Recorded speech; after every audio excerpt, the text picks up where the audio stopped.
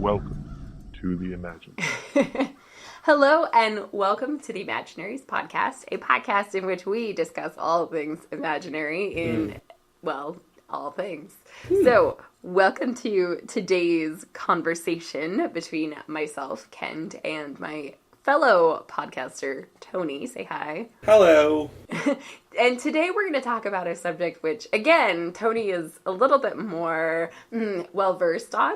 And this subject is beige science fiction. And this is a term that is somewhat new to me.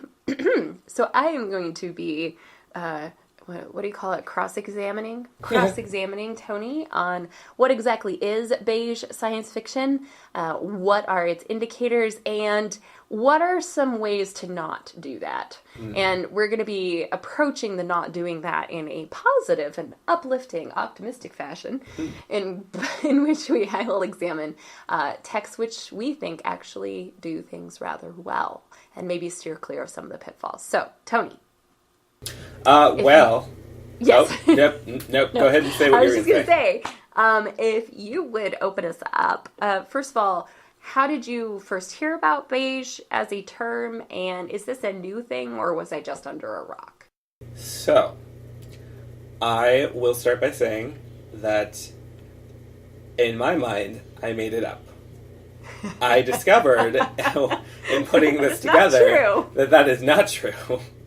But, you know when you just kind of, like, in your mind, like, you have a word for something or you have a description for something and it makes sense. And then the thing is, because it makes so much sense, it makes a lot of sense to other people, too, and it turns out to be a thing. So, in my mind, I was just kind of calling writing that was boring and basic beige for the obvious reason that beige is kind of a stereotypical boring color. It doesn't really do much. There's not a lot of texture there, or there usually isn't a lot of texture there, and so beige writing was what I was calling it in my head. And then it turns out that it's used in many different contexts. It's used including to describe writing, not necessarily in the same way that I was using it. You, for example, pointed out that TV Tropes, which is a website that we've both frequented in the past, has a description of beige prose, which is similar but not identical to the way I was thinking of beige writing. For example, their definition is specifically based upon writing, or their definition specifically fingers.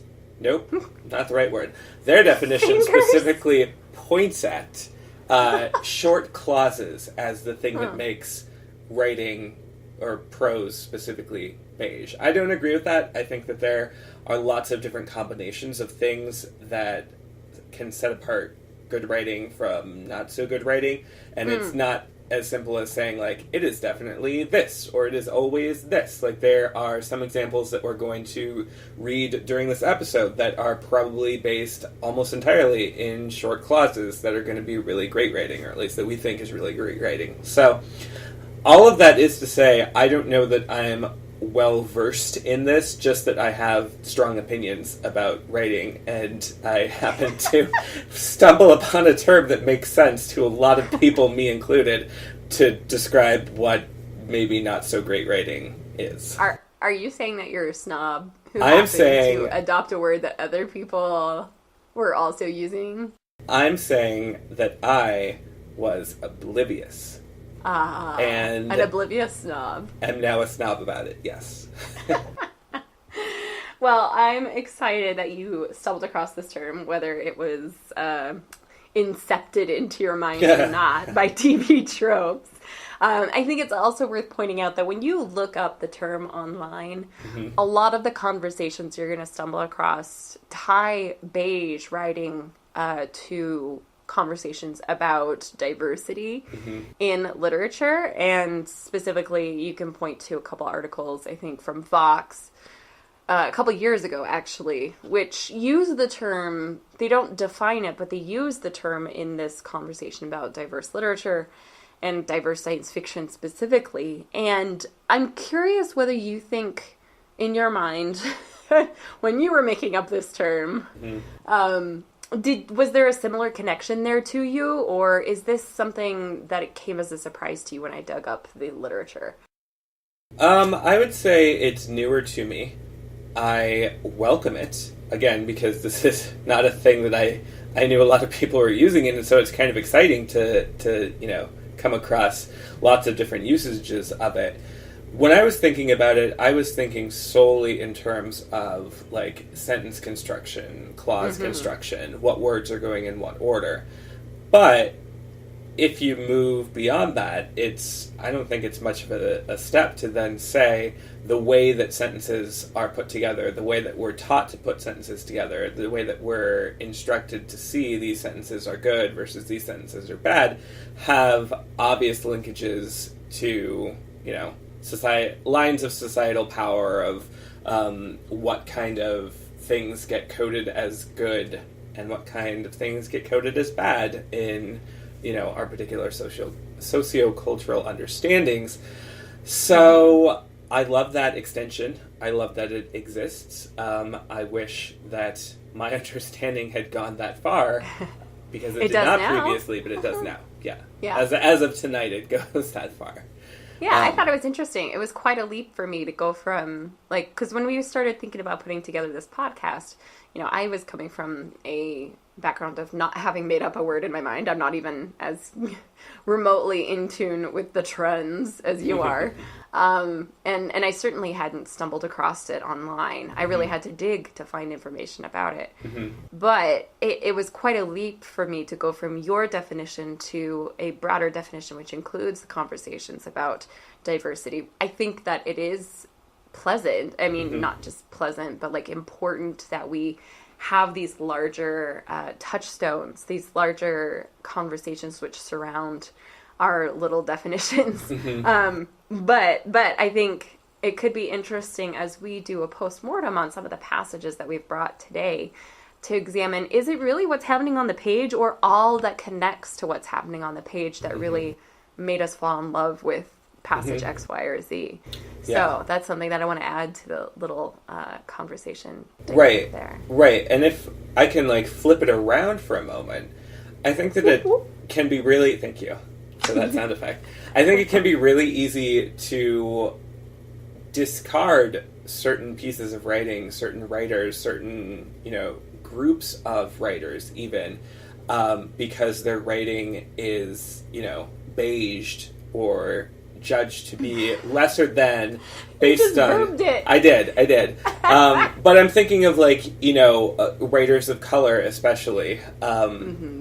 You have to, as a reader, if you're not used to seeing that because publishing houses have been set up in such a way, agents are taught to reject certain things that don't fit a certain mold, then it's, much, much harder for writers of color, writers who aren't coming from the backgrounds that tend to be so sought after by, the publishing establishment, then it might be hard to get into those books for some readers. And by hard, I mean they've been trained to read in a way that is not this, that, doesn't necessarily see it as bad, but also doesn't see it as good. And maybe it does get defined as bad. Maybe it gets defined as too strange to actually be on the page. So I think that there are definite entanglements with Beige and with other definitions or potential definitions of bad writing. But with that said, some of the authors whose works we're going to look at today are writers of color. Some of them are writers who were published in another language, whose books have been translated.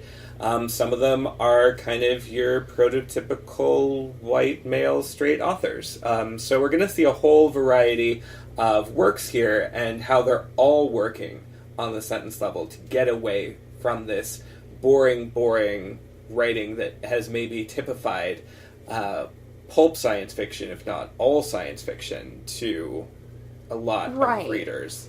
Right, which brings me to, okay, so if short clauses, like TV Tropes thinks, are not, in fact, beige, for you, what are we looking to get away from? What is the departure point? I would say there's no single departure point. There's nothing really I can point at and say that is not good.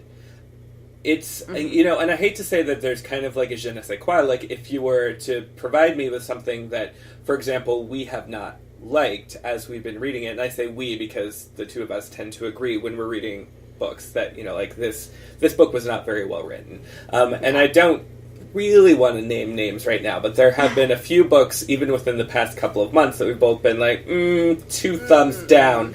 But it's also, one of the reasons why I don't want to talk about those and why I do want to bring in a lot of books that do a lot of good work at the sentence level is that I think it's easier to sort of say, these books are bad for XYZ reasons, and it's a lot harder to say, this writing is good. So by sort of, spending half an hour or so, the next half an hour, going through what we think makes particular sentences, makes particular sentence-level writing good in these books, hopefully, we kind of articulate what we're talking about when we're getting away from that beige writing.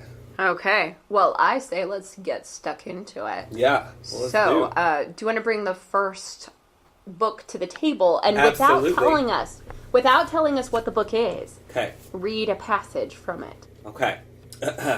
2 days before the massacre, there was a heavy storm. It lasted from dawn to dusk, the gray muddled clouds oscillating between torrent and trickle. The hardest rain came early. By the time a convoy of Free Southerners' trucks arrived with sandbags, many of the camp's older tents had already washed away. The refugees sought shelter in the administrative buildings. Outside, in the stream of mud and wastewater, a doomed armada of clothes and cooking implements and irreplaceable keepsakes floated helplessly. The runoff fed into the ditches, and beyond the ditches the creeks, and beyond the creeks the now-growing Tennessee. Okay. So, first things first, remind me, this is going way back to undergrad English, which I obviously slept through. Is it alliteration when there's a repetition of a consonant? I think that's consonants. Okay. Oh, you're right. It, like, the first letter of, what was... Fuck, I just lost it. Yeah, a repetition of words with the first letter of those words is sound. A consonant. Yeah, that's alliteration. Yeah. And so I think it's assonance and alliteration, which that passage leans heavily on. I have several clues to the origin of that particular passage, but I think what leaps out to me, separating it from its context, is that there's an internal rhythm and an internal rhyme or pairing of sounds, whether it's consonants or vowels, that really makes it hold together. Like I think of rhyme and rhythm as the glue of a sentence or passage. Yeah. And so that to me wasn't just like beautiful description, it was also like really tightly woven and glued description. So Agreed. Right. And like the parallelism of that final sentence, the runoff fed into the ditches, and beyond the ditches, the creeks, and beyond the creeks, the now roaring Tennessee. Like there's a really pleasant cycle to that sentence. You get the same sort of structure 3 times, but it lends itself to this sort of flowing motion that the sentence itself is describing. It's true. It's very liquid. So, correct me if I'm wrong, but American War? American War by Omar El-Akkad, which was one of our favorite books of last year. That is from the middle of chapter 8. No, the beginning of chapter 8. The beginning of chapter 8. Which is an interesting passage to read because I've listened to a lot of interviews with Omar El-Akkad on NPR. I mean, because Akkad was a war correspondent or a journalist. I'm forgetting his actual placements. But because he was a journalist of some kind, he ended up getting a lot of reviews and interviews on, news websites and news magazines and things like that are not typical sources for my science fiction fix. Yeah. I listened to NPR for other reasons, for politics and whatnot, not necessarily to be introduced to the next science fiction book, although I'm happy when that magic moment happens and they come together. Yes. Which is what happened with Omar El-Akkad. But the passages which are read on air by Akkad or the newscasters, the passages which are chosen as important are ones that tell you something about the world or the political system, or are the beginning and tell you about the character that's so central to the book. Mm-hmm. And you chose a descriptive passage. Was that just serendipity, or is that like what your finger fell to? Entirely serendipity. I opened the book randomly to that passage, and there it was. Mm-hmm. Well, that's the magic, people. It's happening. Okay, so give us another. All right, give me just a second. Let me open up this book. There were many more attendees this time than at the last three-body meetup. They met at the employee cafeteria of a chemical plant. The factory had already been moved elsewhere, and the interior of the building, which was about to be demolished, was worn out but spacious. About 300 people were gathered here, and Wang Mao noticed many familiar faces, celebrities and elites of various fields, famous scientists, writers, politicians, and so on. The first thing to attract Wang's attention was a strange device at the center of the cafeteria. 3 silver spheres, each slightly smaller than a bowling ball, hovered and swirled over a metal base. Wang guessed the device was probably based on magnetic levitation. The orbits of the 3 spheres were completely random, a real-life version of the three-body problem. The others didn't pay much attention to the artistic portrayal of the three-body problem. Instead, they focused on Pan Han, who was standing on top of a broken table in the middle of the cafeteria. So that's a passage which more or less gives away the title of yeah. the book. Again, random, but that's how it fell. Yeah, that is how it felt, and I find that interesting, but, again, serendipity is its own master. Mm-hmm. So tell us a little bit about what you hear in that passage. For me, it's a little bit more straightforward. Yes, agreed. It's a little bit less of the ornamentation, a little bit more of just the, here's the thing. Right. And what's interesting about this is I wanted to choose something that stands in stark contrast to the last selection, and actually a lot of the other books we're going to use. Because there are a lot of literary techniques that we're going to talk about. There are even more techniques that we're probably not going to talk about that are going on in the background that we just aren't thinking of or we don't know. But I think coming across something straightforward like this kind of lends itself to immediately being associated with beige writing or bad writing. And that's not what I want to have come across in this podcast. This is a lot flatter than what I just read, but it works, and what's going on here works because of that flatness. What happens all throughout this book and this entire trilogy, and again, I've 100% given away what this is, that kind of spectacle, that kind of newness, that kind of grandiose, grand vision of the cosmos, and at sometimes not only grand and grandiose, but also so existentially terrifying that you kind of can't comprehend it. So much of that work is done with the ideas, it's done with what the characters experience, it's done with the thought experiments in the book, that having the same sort of rating, or rather having rating that was stylized and technical on par with the ideas that it's trying to communicate, I feel like that would ultimately work against the book. It would create a Dune. Right, it would. Dune. It would. And we, as much as that stands as a testament of where science fiction has been, it isn't the only way to do that. And in this book, we get a really good example of how to make flatter, more straightforward writing work in a way that doesn't feel beige, that doesn't feel like it's doing a disservice to those same ideas that are really propelling the novel. And this also is a book in translation. So, that's always going to add a layer of complication because we're not reading it, in this case, in the original Chinese. So we don't know what that would sound like, what kind of cultural contexts are there. It sounds, to me, more straightforward, flatter.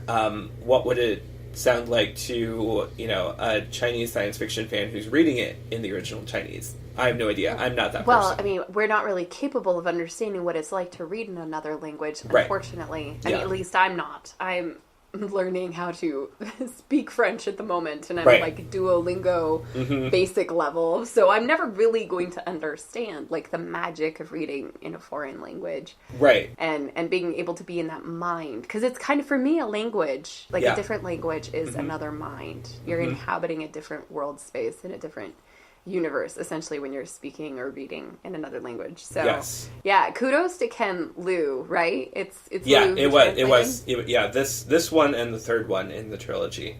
Oh, so the second one was not by Liu. The second one was not, and I'm forgetting as I'm looking at this who it was actually by. But Well, no doubt Ken Liu was busy writing his own Mammoth fantasy Yeah. series, which Right. is pretty impressive in and of itself. Yes, agreed. And that's, I would actually, if any of our listeners are fluent in Chinese / have read this particular book or the trilogy in Chinese, we would be fascinated to hear from you about what that is like, and especially how that compares to other books that are published first in Chinese that are works of science fiction or fantasy. Right. I would say for other languages as well, although we haven't read a lot of works in translation yet. I've read one book that I presume was originally written in Arabic, but it's kind of a one-off. And there's a couple books out there, but it's kind of not yet a thing that is commonly done in science fiction to translate from foreign languages. I was really lucky to stumble across, about 2 years ago, a group of Cuban science fiction that had been recently translated into English, and it was weird as heck. But it was also very interesting. Now, that was older Cuban science fiction. It wasn't modern, contemporary Cuban science fiction. So we are, at least I'm speaking for myself here, I am interested, most interested in current works, or like contemporary works being written in foreign languages that are also being translated as they're written or published in these other languages. So, if you guys have recommendations for books, whether or not they're in Chinese or Arabic or some other language that are being actively translated, please point me at those books, because I am super fascinated with this notion of not just translating sort of golden age science fiction from another culture, but like their contemporary science fiction. What is happening in the mind and in the world of Chinese science fiction? What's happening right now in the world of Arabic science fiction? There's so much that I want to know. Yep. So, yeah, get into it, people. Find us on Twitter. Yeah. So should I read one? Yes, please. Okay, so I'm cheating a little bit because my past self actually bookmarked some passages in this book. Otherwise, I would have just thumbed through it. But when you have the little tabs on your page. Yep, it's true. So, here we go. Marjorie felt her own heart thudding away under her hand and smiled ruefully at herself. She was too old to feel this jealousy. It was not her heart that yearned towards Stella. It was her stomach, clenching now with an agony of helpless love which she could not show. Showing love to Stella was like showing meat to a half-wild dog. Stella would seize it and swallow it and gnaw its bones. Showing love to Stella was opening oneself up for attack. So, that's the passage. So again, and I don't know what, I think this is just like me as a reader, but I like immediately hear that parallel structure that like, this action and this action and this action and, well, there's only 3 actions, but... The showing love to Stella as a sort of chunk of phrase, right? That too. I was thinking though of just that one sentence, the biting and chewing and I forgot it immediately, but that. Parallel structures. Mm-hmm. And so, correct me if I'm wrong on this too, but parallel structures tend to create a sense of building towards something, right? Like they pull you along, but they also, unless you overdo it, they tend to build a sense of tension or a sense of meaning. Like something's coming at the end of this parallel set of constructs that is going to contain the heart or the kernel of how to interpret the rest.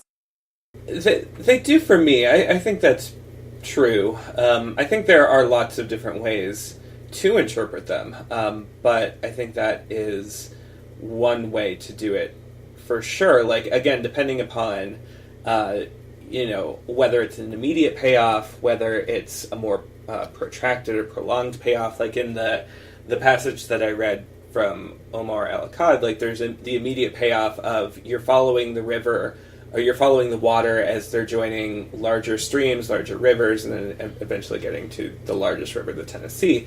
So you have the immediate payoff of that sentence, but at the same time, there's also kind of, different parallel structures within that paragraph that don't necessarily pay off necessarily there, but you might have that kind of paragraph structure specific to the refugee camp that he's talking about that doesn't get used then elsewhere.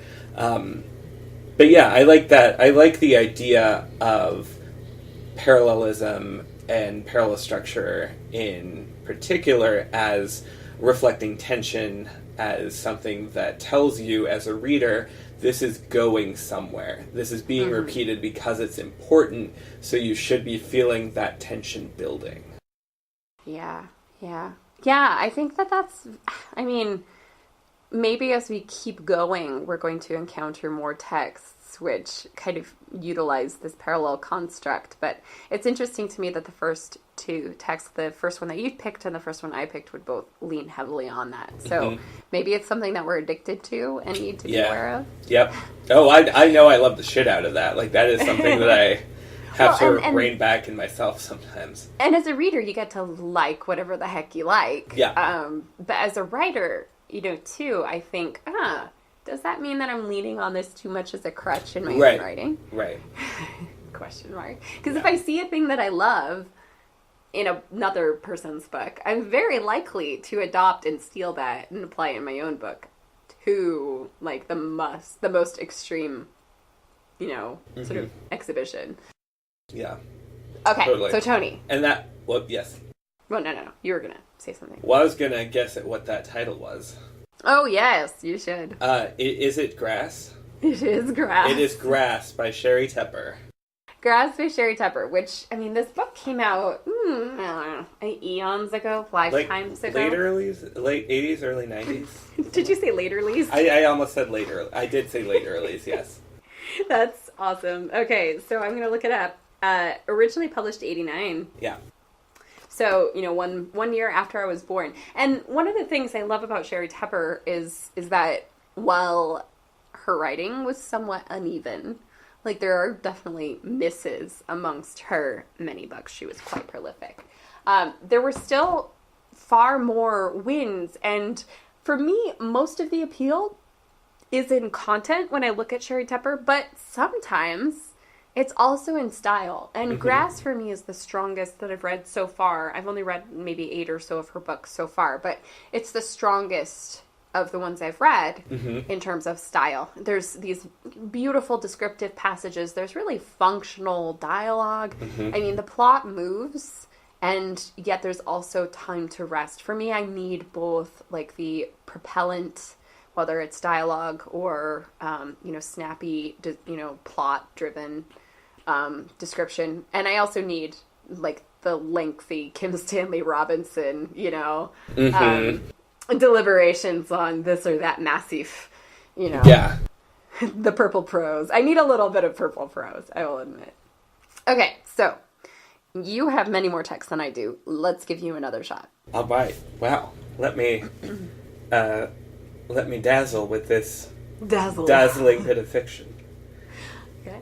My clouded mind cleared, and everything went silent and motionless, my fingers still polishing the Adan. I smelled home, heard the desert wind blowing grains of sand over each other. My stomach fluttered as I dropped deeper in, and my entire body felt sweet and pure and empty and light. The Adan was heavy in my hands, so heavy that it would fall right through my flesh. Oh, I breathed, realizing that there was now a tiny button in the center of the spiral. This was what I'd seen. It had always been there, but now it was if it were in focus. I pushed it with my index finger. It depressed with a soft click, and then the stone felt like warm wax and my world wavered. There was another loud knock at the door. Then, through the clear silence I'd ever experienced, so clear that the slightest sound would tear its fabric, I heard a solid, oily, low voice say, girl. Okay, fuck, that's terrifying. I have no clue what that came from. That is from the wonderful novella Binti by Nnedi Okorafor. Oh, yeah. See, one of the things I love so much about Okorafor, I mean, I've read a fair number of her books now. Every single one surprises me when I come back to it. I'm always getting more out of it the next time I go through. So Binti is a series that I've only read through once. Yeah. Akata Witch, I've read twice. Akata Warrior, I've only read once so far. And I'm digging into Who Fears Death now. And I have to say, Okorafor knows her stuff. Yeah. I mean, you just need to read her.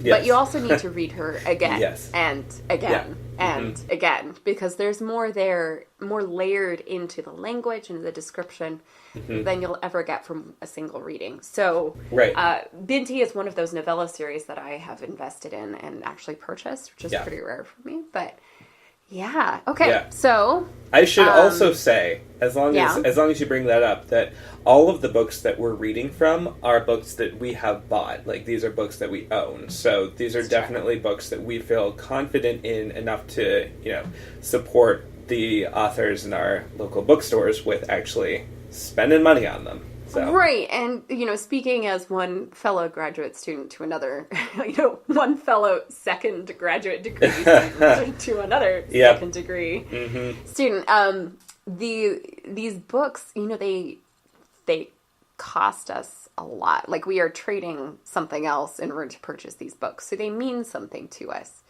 We are prioritizing them when we purchase them. And so, testament to Nnedi Okorafor that both of us have really invested in purchasing and acquiring her work. An author who I would happily buy a book without having read it first. Yeah, for sure. Yeah, that's pretty rare for me. So. For sure. Okay, but let's talk a little bit about what's going on there. Right. Shall we? There was a little bit of language ornamentation going on there. You had some really nicely rounded sounds in those sentences. I noticed, first of all, round is an image that's in there, and also the vowels and the sounds that are made when you're reading it are also round. So I don't know whether that was intentional or just a happy, marriage of circumstances, but I feel like there's a mirroring of the thematic elements and the language, which is really kind of perfect. What did you see? So one of the things that I wanted to talk about, because really that was 2 paragraphs right there, and we could spend a long time just talking about those 2 paragraphs, but something we haven't talked about yet is the rule of 3, which is an import from visual art, and says basically, and please round out this quick definition if I miss anything. But basically, if you're looking at a piece of visual art, the most effective pieces come in strips of 3. Either if you're looking at something that's, kind of zoned horizontally, you have a third of, say, sky, a third of mountain, a third of ground, or something like that. That's a very basic example. But in writing, it tends to refer to, if you're describing something, you can have 3 descriptors. Anything less or anything more than that kind of deviates from what your reader is going to remember or what's effective for most readers. So you have a good example of the rule of 3 here at the very end of the second paragraph I read. So clear that the slightest sound would tear its fabric. I heard a solid, oily, low voice. So the voice is described as solid, oily, and low. But just before that, in the paragraph before, Binti says, my entire body felt sweet and pure and empty and light. And even by just including one more thing, by violating the rule of 3, I think that actually does something very effective. And I don't necessarily want to talk just about the rule of 3, but rather what's going on here is that within just these 2 paragraphs, Nnedi Okorafor takes one of those basic writing rules, the kind of thing that if you're in a college creative writing workshop, you're going to hear about probably at some level, but then also violates it. So observes it Right. and violates it in the space of 2 paragraphs. And really good writing will do that. And one of the reasons why I didn't want to say at the beginning, this is what makes beige writing, and point at like one thing or even a suite of things, is that right here, if I said, for example, observing the rule of 3 makes beige writing, it's not true here. Violating the rule of 3, makes beige writing. That's not true here.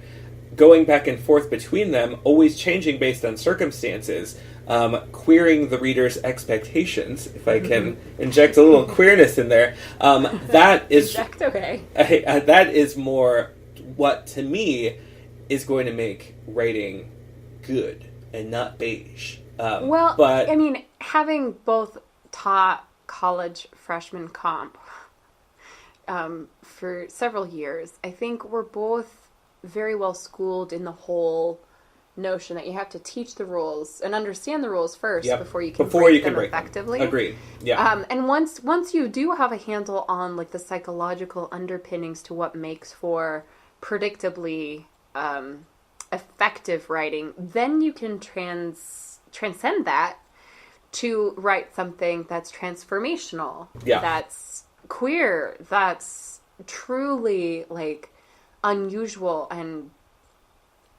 bond breaking in a sense, like mind bending, because every book that people love that's become a cult favorite has violated more rules than it's obeyed, and then it has established a new set of rules, and then for a while after those new rules are in place, then you have beige writing that imitates the previously mind-bending and rule-defying text.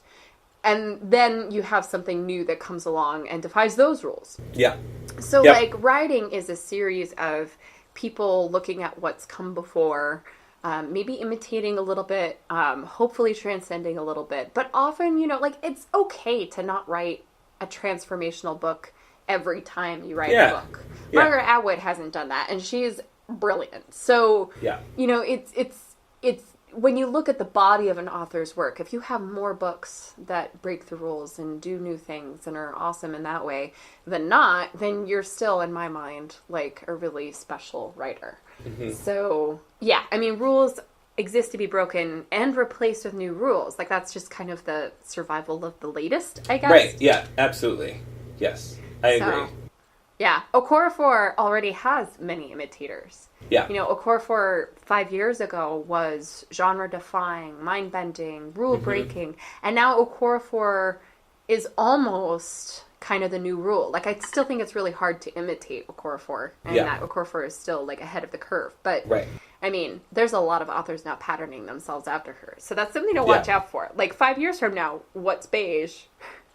It may be, like, a dozen imitations of Binti. Right, exactly. Which would be super interesting. And that is an important note to put forward, I think, because a lot of the books, with the exception of Sherry Tepper, all of the books that we have and will read excerpts from during this podcast are books that are less than 10 years old.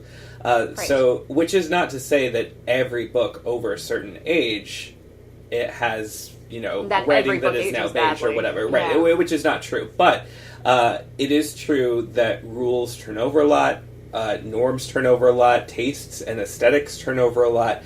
So it's a lot easier for books that were once upon a time super transgressive and doing new things and really like bucking the trends and whatever to look like just very beige and boring if we look back on them now. So context is also really important, not just in time, but also in language, in space, which is why, I wanted to know about the three-body problem and what that's like if you read it in the original Chinese.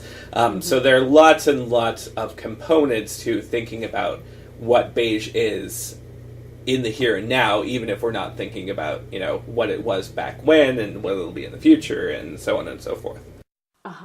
Yeah. Totally. Yep. How about another passage? Yeah, shall I do one? Sure. Okay, so, the clubhouse was at the end of a long driveway, obscured behind a bank of trees. It was burnt out, the roof draped like fabric from the 3 remaining walls. Golf carts were toppled over on their sides in the grass. The sky was darkening now, and it was hard to see much of the clubhouse interior in the pre-storm light, just glints of shattered glass where the windows had been. Too dangerous to go in with the roof half fallen. On the far side, they found a small man-made lake with a rotted pier, a flicker of movement under the surface. They walked back to the caravans for the fishing equipment. The first and third cellos were sawing at the last fallen tree. So, we got a lot of literary techniques in there. Weird similes are some of my favorites, and by weird I mean just unexpected. For example, what you just read, the roof hanging was draped like sheets. What I forget exactly what you said, but like that right there, you have a simile because you have a comparison using like or as, English teacher hat.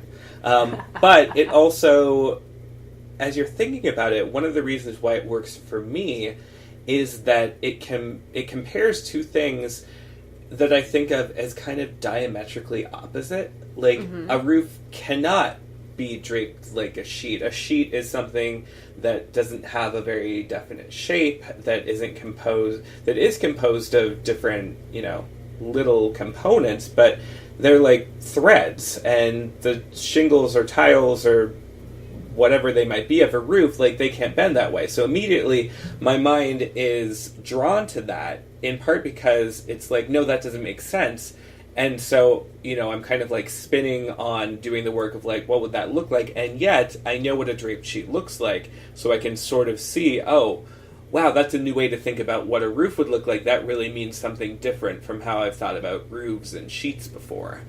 Yeah, and also I thought it was an interesting passage to read because it violates the TV tropes definition of beige writing, which is, the short clauses, because this passage, and actually this book as a whole, relies greatly on incomplete sentences, on, whatever you call clauses that are separated by commas but don't have the, connective tissue. There's a lot of that kind of disjointedness to this particular book, which I'm assuming you will have guessed by now. Station 11. Correct, by Emily St. John Mandel. Yeah. And I think it's interesting, too, because Station 11 was one of the first science fiction books to hit the popular literary fiction market with such a wallop. Now we're getting used to it. I mean, American War did that. This summer there's likely to be several books as well that have done that. I think, when you look at the books like After War and so on and so forth that are coming out, there's a lot of science fiction now that uses the architecture of literary fiction and repurposes it. Right. And it's both exciting and also kind of like nail biting. Are we going to go too far in this direction, or are we going to keep it fresh and new? But Station 11 was one of the first books to do that in our lifetimes, or in our adulthoods, I should say. And so it's kind of interesting to see how TV tropes kind of runs up against like the literary experimental literary voice. And how repurposing and co-opting the literary voice has allowed science fiction to do things in the last 10 years that it wouldn't have been allowed to do previously. Like become the mainline feature book of a publishing house's release this month. Like that's something that wouldn't have happened 10 years ago. People didn't take that kind of a chance on science fiction because they thought, oh, science fiction isn't literary. Now it's like, well, if you can't write a literary science fiction book, what the heck are you doing? And I kind of want to push back against that a little bit. And I think Jim Hines and other authors really are effectively doing that. So I'm not despairing at this point, but it's something to watch for in the future. So Station 11. All right, you have another, I'm assuming. Do you want to give us at least one more really good one? I would like to give us I'm looking at all these books that I pulled out that I want to read, but I want to give one more, and I want to give an example of non-beige prose from YA. Ooh. Okay. All right, ready? Am I to say fairyland, then? Did you choose me to do that? Am I a chosen one, like all those heroes whose legs were never broken? The green wind stroked her hair. She could not see his face, but she knew it was grave. Of course not. No one is chosen. Not ever. Not in the real world. You chose to climb out of your window and ride on a leopard. You chose to get a witch's spoon back and to make friends with a wyvern. You chose to trade your shadow for a child's life. You chose not to let the Marquess hurt your friend. You chose to smash her cages. You chose to face your own death, not to balk at a great sea to cross and no ship to cross it in. And twice now you have chosen not to go home when you might have, if only you abandoned your friends. You were not the chosen one, September. Fairyland did not choose you. You chose yourself. You could have had a lovely holiday in Fairyland and never met the Marquess, never worried yourself with local politics, had a romp with a few brownies and gone home with enough memories for a lifetime's worth of novels. But you didn't. You chose. You chose it all. Just like you chose your path on the beach. To lose your heart is not a path for the faint and fainting. Okay, so first of all, I'm waving my finger in the air, but you can't see this, and I'm going to get real sassy, but... A book is as literary as you read it, in my mind. So hearing you read a YA book, if you hadn't have told me that was YA, I would have been like, yeah. Like, yeah, right, totally. Yeah, like you could have read that at a poetry reading or something, and I would have been like, absolutely. Yeah. Yep. So, like, I think 80 or 90% of a book's respectability and literariness comes from the voice you read it in. And I know exactly where this passage came from, and I fully approve. The girl who circumnavigated Fairyland in a ship of her own making, right? Correct. So, by Catherine M. Valente. And I happen to really enjoy Valente's latest book, Space Opera, which you didn't love as much as you loved this one. But worth noting that authors who get pigeonholed as YA... It bothers me that we have to associate YA with, like, somehow lesser than or less sophisticated. Yeah. Because, again, like, hearing you read it in that voice, like, I could have been in the library and someone could have picked that off the shelf and, like, snorted at it and said, oh, but this is YA. And I would have been like, yeah, it is. Yep. It's also freaking brilliant. So go ahead and read it. But, I mean, our preconceptions of a book have a lot to say in how you receive it. So... I'm impressed that you were able to enjoy it so much, having read a previous book or two of Valente's and not enjoyed them. So kudos to you, or not enjoyed them as much. That's true. I by no means hated them. I think she's a really, really talented author, and some of her books have just not clicked with me. I have loved several of her short stories. I really love this. Yeah. And so I, again, noticed parallel structures, repetition of clauses and phrases and sounds. And I also noticed that that's a little bit of a rallying cry or like a... It is. Pep talk being delivered. And so, like, I just want to be on the other end of that pep talk. Like, I want to be September when I hear that passage read aloud. So it does its job. It's very functional. It, raises your blood. Yeah. And I think that's something we haven't necessarily gotten from the previous passages we've read today. So that's kind of nice to add in. Yeah, and I also wanted to... This was like... What I just read was upwards of 90% dialogue, mostly in that one long spoken paragraph. All the other examples that I read were, maybe they had a line or two, but I feel like another rule is generally, if you have dialogue, it needs to be back and forth. You need to not have your characters giving, like, soliloquies and monologuing, and here's a great counterexample to that, of something that is primarily dialogue, and granted, it's in the middle of a chapter, the middle of this book, so it's not like, I don't know, again, I picked it, I didn't quite pick this one at random, I had this page turned up because I thought it was a really good example of, a rallying speech, but again, violating those expectations that say dialogue should be done in specifically measured quantities. It should not overemphasize certain things. It should, have a certain quality of spokenness to it, which this absolutely did.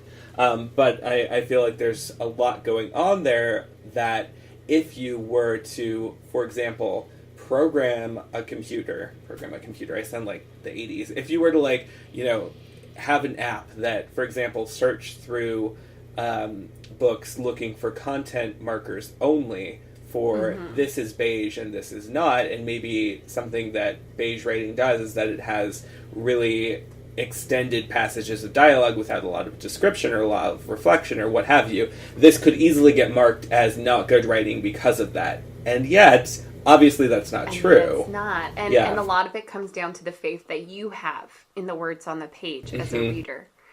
And it's worth noting that you like what you like, and you imbue the things that you read and enjoy with part of the magic formula to a good book. So there's a lot of books that I review on Goodreads where I'm like, you know what?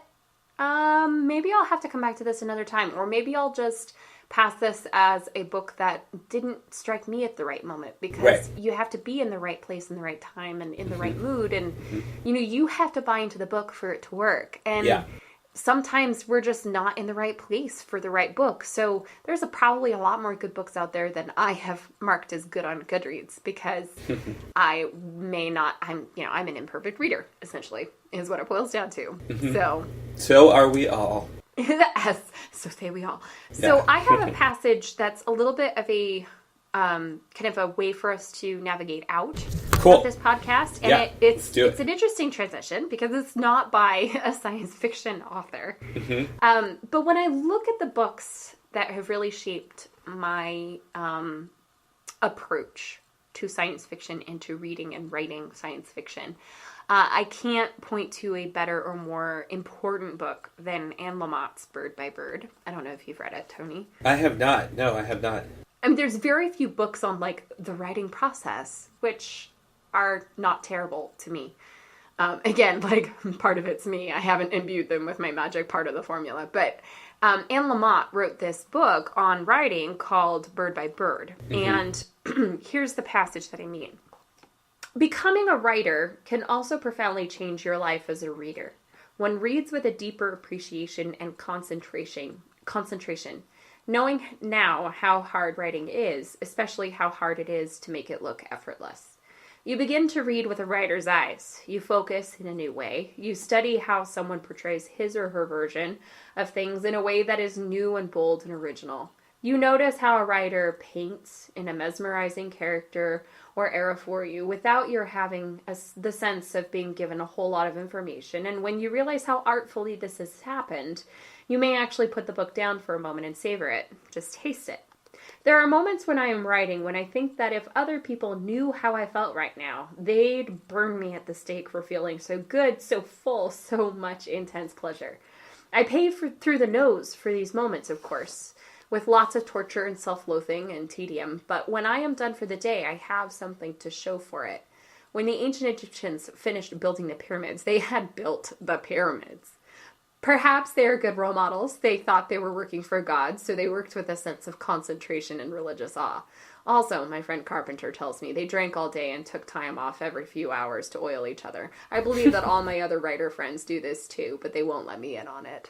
So, I mean, here's a book which is irreverent and reverent about the writing process all at once. And I happen to think that gives us a path out. When we look at what we've done with this podcast, we aren't just coming at it as readers of science fiction. No. We're coming at it as writers. Yeah. And I think what you point out that you notice in the passages and what I point out that I notice in the passages are things that are informed by our own work. Yeah. So, what do you think? No, I completely agree with that. Like, I wish I could sometimes step out of my own perceptions and say, this is, if I was someone who just liked reading every once in a while, this is what I might look for. But that's impossible to do because that's not what I do. And so it's kind of, this whole podcast experience is so much of a guessing game because we're just talking to each other and we know a lot about what we like. We know a lot about what each other's writing is like, et cetera, et cetera. But I would really, I wonder if as I'm looking at this like stack of books that I have on my desk right here, are these books that I would like if I wasn't also writing, if I was just reading, or if I was, I don't know, if I was someone else. And that's such an impossible question to ask and like a thought experiment that has no end. But absolutely is how I respond to your supposition. So the real kicker here is, as writers of science fiction, we have to somehow figure out how to not write beige prose now. Yeah. I mean, now that we've read a bunch of texts that do it all different, and sometimes if we were to take one as the rule, like if we were to take grass as the rule, well, then Station 11 would suck. Right. And if we took Station 11 as the rule, then Annihilation or any of the books that you read passages from would suck. And that's like the kicker about good writing is that you can't use it as the benchmark to judge other good writing by. No. It all becomes a quilt. Like, you're looking at a collection of short stories, of novels, of novellas, because I read a little bit of Binti, and you're putting that together with, you know, what you're watching on TV and the dialogue that you're seeing in the movies and how that's put together. And, like, if you read comic books, if you play video games, like, it's all being synthesized by your mind, whether it's conscious or unconscious. And I think there are components, there are components of each in there. Maybe more conscious if you're also actively writing, if you're reading a whole lot. But there's always this ongoing synthesis of this is what I, whoever you may be, think of as good writing. Think of as this is good for XYZ inarticulatable reasons. So, dear listeners, thank you for sticking with us through a very, I don't know what you would call it, a very textual episode. Textual episode. We really appreciate your listening ears and your opinions too. So, Tony, where can they express those opinions? Oh my God! Please express them on Twitter because we have it and we love company. At Imaginary_pod specifically. There's also our website, which you can check out because we have more reviews going up all the time. At Imaginaries.net. And of course, you can listen to us and respond, post some comments, get involved wherever you would like to download our podcast, whether that's SoundCloud or iTunes or our back episodes on YouTube. Let us know. Post a comment. Yeah. And I apologize to my new classmates because I just started a new class this summer and some of you guys have been hearing about this podcast, so I apologize in not advance, but the opposite of the advance because now you've listened to the whole episode. I apologize for... Anyway, thank you for listening so much to today's episode. And Tony, what can they look forward to hearing from us in the near future? In the near future, they can look forward to my computer loading slowly. I mean, I can look forward to that. I mean, I don't look forward to that, but it's happening. Okay. On pause. So, in the future, in the near future, I should say, some of the things that we're going to be talking about are the space opera, religion in science fiction and fantasy, particularly the works of Mary Doria Russell and Philip Pullman, Orientalism in science fiction and fantasy, and how that representation has changed, or if it has changed in the last 5 to 10 years. Alien invasion and invasions in general in science fiction and how those are portrayed. So a lot of big topics coming up that we're definitely going to sink our collective teeths into. Teeth. Plural for that? Teeth. Yes. Well, all right. We'll see you around. Yeah, that's right, we will. All right. All right, bye. Bye.